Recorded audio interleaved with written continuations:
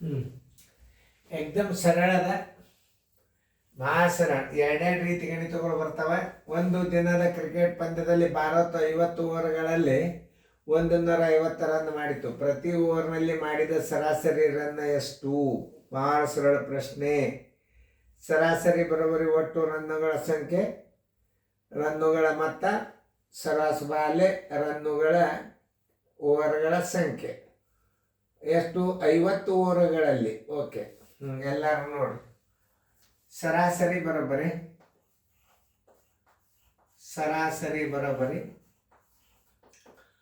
ರನ್ನುಗಳ ಮೊತ್ತ,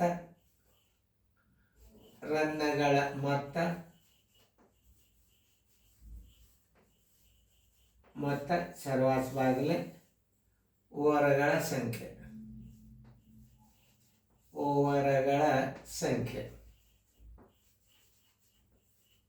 ಏಕದಮ್ ಸರಳ. ಓವರ್ಗಳ ಸಂಖ್ಯೆ ಬಾಯಿಸ್ಬಿಟ್ಟು ಒಟ್ಟು ರನ್ ಎಷ್ಟು? 150. ಎಷ್ಟು ಓವರ್? 50 ಓವರ್.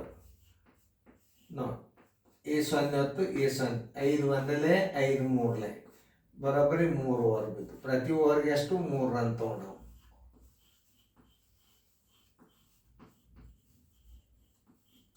ಉತ್ತರ ಸಂಖ್ಯೆ ಡಿ. ಮುಂದಿನ ಒಂದು ಸ್ವಲ್ಪ ವಿಚಾರ ಮಾಡ್ರಿ ಬರ್ತದ ನೋಡಿ. ಇಂಥವೆಲ್ಲ ಬೀಳ್ತಾವ ನೋಡಿ ನಿಮ್ಮ ಪರೀಕ್ಷೆಗೆ. 10 ಬಾಲಕರ ಸರಾಸರಿ ವಯಸ್ಸು 12. 10 ಬಾಲಕರು ಮತ್ತು ಒಬ್ಬ ಶಿಕ್ಷಕರ ಸರಾಸರಿ ವಯಸ್ಸು 15 ವರ್ಷಗಳು. ಹಾಗಾದರೆ ಶಿಕ್ಷಕರ ವಯಸ್ಸು ಎಷ್ಟು? ಈಗೆಲ್ಲ ನವೋದಯ ಮೆಥಡದಾಗೆ ತಿಳಿಸ್ತದೆ ನೋಡ್ರಿ. ಎಲ್ಲರೂ ವಿಡಿಯೋ ಆನ್ ಮಾಡ್ರಿ, ಚಂದಂಗೆ ನೋಡ್ರಿ ಬೋರ್ಡ್ ಕಡೆ. 10 ಬಾಲಕರ ವಯಸ್ಸು 12. ಓಕೆ, ಒಬ್ಬ ಶಿಕ್ಷಕ, ಆ 10 ಬಾಲಕರ ಜೊತೆ ಒಬ್ಬ ಶಿಕ್ಷಕ ಸೇರ್ಯಾನಂದ್ರೆ ಎಷ್ಟು ಆಯ್ತು? 11 ಆಯ್ತು. ಶಿಕ್ಷಕನ ವಯಸ್ಸು ಬರ್ಬೇಕಾದ್ರೆ 11 ಮಂದಿಲೇ ಸರಾಸರಿ ಗುಣಿಸ್ಬೇಕು ನೀವು. 11 ಜನರ ಸರಾಸರಿ ಮೊತ್ತ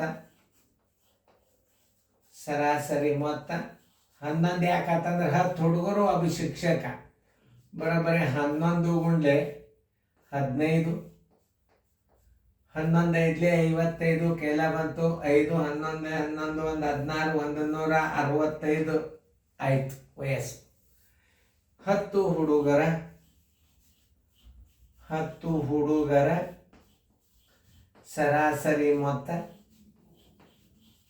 ಸರಾಸರಿ ಮೊತ್ತ ಬರೋಬ್ಬರಿ ಕ್ರಮ ಸಂಖ್ಯೆ 10 ಗುಂಡ್ಲೆ 12 ಬರೋಬ್ಬರಿ 120. ಶಿಕ್ಷಕ 11 ಜನರ ಮೊತ್ತದಾಗ 10 ಹುಡುಗರ ಸರಾಸರಿ ಮೊತ್ತ ಕಳೆದ್ರೆ ಶಿಕ್ಷಕನ ವಯಸ್ಸು ಬರ್ತದೆ. ಶಿಕ್ಷಕನ ವಯಸ್ಸು ಬರೋಬ್ಬರಿ ಶಿಕ್ಷಕನ ವಯಸ್ಸು ಬರೋಬ್ಬರಿ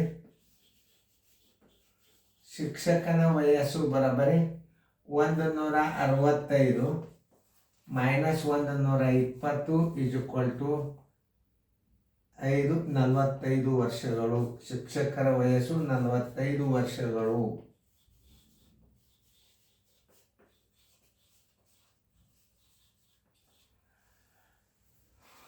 ನೋಡ್ರಿ ಹೆಸರಳದ. ಇಂಥವೆಲ್ಲ ಲೆಕ್ಕಗಳು ನೋಡ್ಬೇಕು ನೀವು. ಅಂದ್ರೆ ಈಗ ನೋಡ್ರಿ ಅವ್ರು ಹೆಂಗೆ ಹೇಳ್ಯಾರ ನೋಡು, ಬಾಲಕರು ಮತ್ತು ಒಬ್ಬ ಶಿಕ್ಷಕ ಅಂದಾರಂದ್ರೆ 10ರಾಗ 11 ಕೂಡ್ಸೋಬೇಕು ನೀವು. 10 ಹುಡುಗರು ಒಬ್ಬ ಶಿಕ್ಷಕ, 11 ಮಂದಿ, 11 ಜನರ ಸರಾಸರಿ ಮೊತ್ತ ತಗೋಬೇಕು. ಹುಡುಗರೊಳಗೆ ಮಾಸ್ತರ್ ಕೂಡಿದ್ರೆ ಜನರ ಸಂಖ್ಯೆ ಅಂತಾರೆ, ಅದಕ್ಕೆ ಕಂಬೈನ್ಡ್ ವರ್ಡರ್ಸ್. 11 ಜನರ ಸರಾಸರಿ ಮೊತ್ತ 11 ಗುಂಡ್ಲೆ 15 165. 10 ಹುಡುಗರ ಸರಾಸರಿ ಮೊತ್ತ 10 ಗುಂಡ್ಲೆ 12 120. ಶಿಕ್ಷಕನ ವಯಸ್ಸು 11 ಜನರ ಸರಾಸರಿ ಮೊತ್ತ ಮೈನಸ್ 10 ಹುಡುಗರ ಸರಾಸರಿ ಮೊತ್ತ ಕಳೆದ್ರೆ ಶಿಕ್ಷಕನ ವಯಸ್ಸು ಬರ್ತದೆ. ಉತ್ತರ ಸಂಖ್ಯೆ ಸಿ.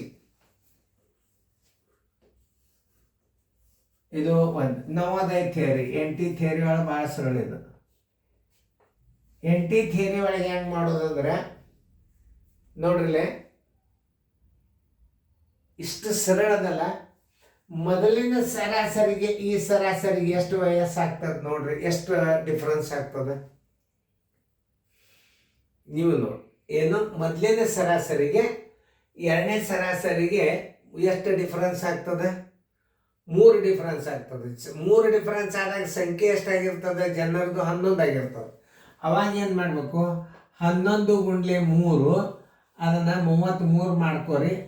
ಆ ಮೊದಲಿನ ಸರಾಸರಿ ಇದರ ಕೂಡ್ಸೋಣ ಬಿಡ್ರಿ. ನೋಡಿ 3 1 4 ಆನ್ಸರ್ ಇಸ್ ಈಕ್ವಲ್ ಟು 45. ಉತ್ತರ ಸಂಖ್ಯೆ ನೋಡಿ 8 ತೇರಿ ನೋಡ್ರಿ. ಏಕದಮ್ ಸರಳ ರೀತಿಗಳು ಬರ್ತಿರ್ತಾವೆ. ಇನ್ನೂ ನಿಮಗೆ ಭಾರಿ ಸರಳ ರೀತಿ ತೋರಿಸ್ತದ.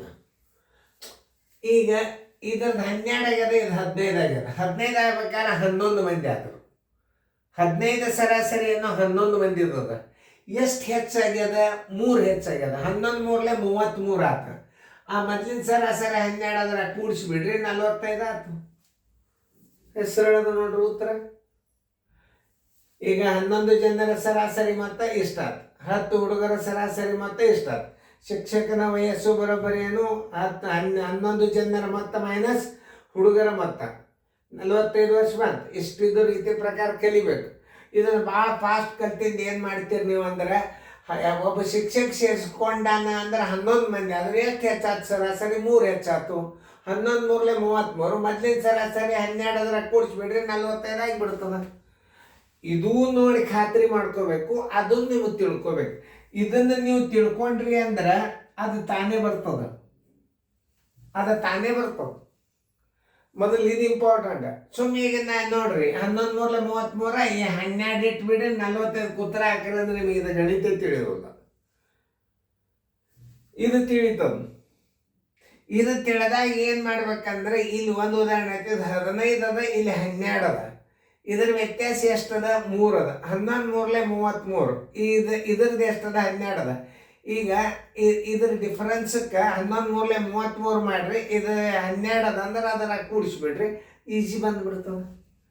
ಈ 10 ಮಂದಿದು ಗುಣಾಕಾರ ಮಾಡ್ಕೊಳ್ಳೋದಕ್ಕಿಂತಲೂ ಡೈರೆಕ್ಟಾಗಿ ಮಾಡ್ಬೋದು. ಬರೀ ಹೆಚ್ಚಳದ ಮೇಲೆ ಮಾಡ್ಬೋದು, ಸರಾಸರಿ ಹೆಚ್ಚಳದ ಮೇಲೆ ಮಾಡ್ಬೋದು. ಕಡಿಮೆ ಆಗ್ಯದ ಅಂದ್ರೆ ಕಡಿಬೇಕು, ಹೆಚ್ಚಾಗ್ಯದ ಅಂದ್ರೆ ಕೂಡಿಸ್ಬೇಕು. ನಿಮಗೆ ತಿಳಿದದಂತ ತಿಳ್ಕೊಂಡನ್ನ. ಇದು 15 ಅದ, 11 ಮೊದಲಿನ ಸರಾಸರಿ 12 ಅದ, 3 ಹೆಚ್ಚಾತು. 11 3 33 ಇಡ್ರಿ, ಇದೇ 12 ಅದರ ಕೂಡಿಸ್ಬಿಡ್ರಿ, 11 ಮಂದಿ ಆಯ್ತು. 10 ಮಂದಿ ಸರಾಸರಿ ಕೂಡಿಸಿದಾಗ ಆ 11